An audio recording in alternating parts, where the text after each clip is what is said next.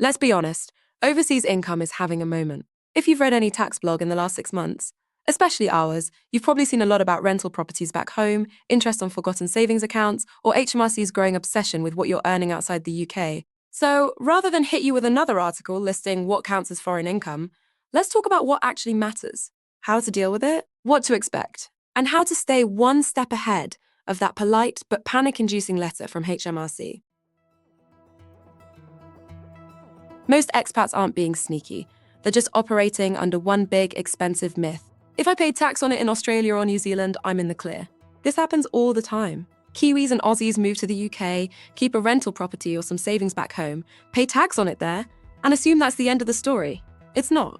Because from HMRC's point of view, if you didn't declare it here in the UK, you've got a tax gap. And one day that gap might trigger one of those polite but unnerving letters from HMRC, hinting they know more than they're saying. Suddenly, what felt like just doing the right thing back home becomes a compliance issue here.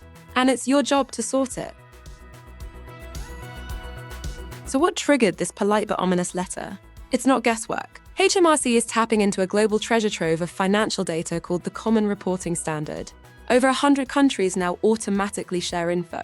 Banks, investment accounts, interest earned, it all gets quietly passed along. If you're a UK tax resident, HMRC probably already knows about that term deposit in Sydney, the interest it earned last year, and yes, your full Aussie address. Even rental income can show up through international tax return exchanges. Long story short, if it's overseas and earning money, they probably know.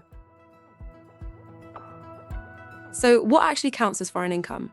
Rental profits from that house in New Zealand, interest from a back home savings account, dividends from overseas shares, trust distributions, pensions, business income, the works.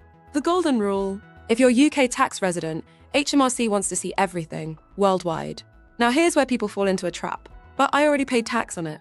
Sure, but did you declare it in the UK and claim a foreign tax credit? Because that's the difference between being compliant and being on HMRC's radar.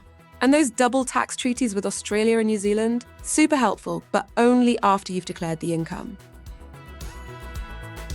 How far back can HMRC dig? Honest mistake? Up to 4 years. If they think you were careless, up to 6 years.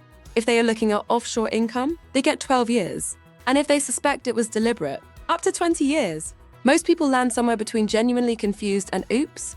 And HMRC knows that, so they're not trying to destroy your life. They just want what's owed. Which brings us to your lifeline, the Worldwide Disclosure Facility. It lets you voluntarily disclose what you missed, settle your tax bill, and get back on the right side of the rules. You even propose your own penalty. And if your disclosure's solid, HMRC often accepts it and closes the file. Faster, cheaper, and less terrifying than waiting for an audit. And the penalties? Well, that depends on behavior. Reasonable care, possibly zero penalty. Careless, up to 30%. Deliberate, buckle up, 100% plus.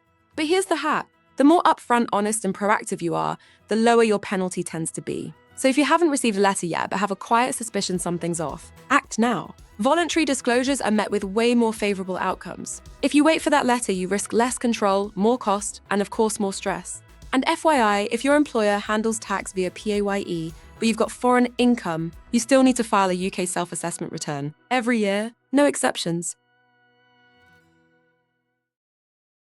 Bottom line, the taxman doesn't care that your rental's in Rotorua or your savings are in Sydney. If you're living in the UK, your worldwide income is fair game. And HMRC, they're not guessing, because they've got the data. Final bit of advice, it's always better to be proactive than reactive.